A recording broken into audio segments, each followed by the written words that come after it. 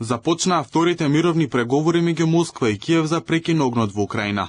Истанбул повторно е домакин. На иста маса седнаа делегации на Украина и Русија. Двете страни ги презентираат своите барања и услови за евентуален мировен договор. Украинската делегација предводи министерот за одбрана Рустем Умеров, додека пак руската државниот помошник на претседателот Путин Владимир Медински. Украина е подготвена да преземе неопходни чекори за мир, порача украинскиот претседател Зеленски од самитот на лидерите на источниот крилен дел на НАТО во Вилнус.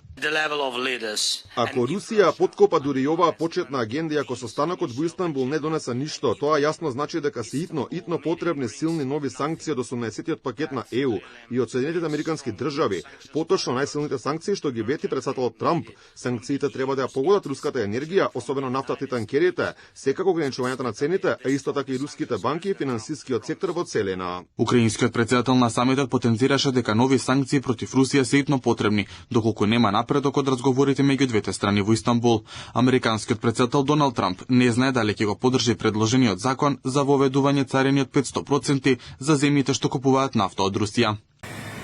Председателе Трамп, дали го поддржувате законот на Линдзи Греам Блументал со кој ќе се воведат санкции врз Русија? Не знам, морам да го видам, ќе го разгледам. Претходно на последните директни преговори Москва настапи со нови територијални барања кон Киев, што според украинските извори за делегацијата од Украина не биле прифатливи.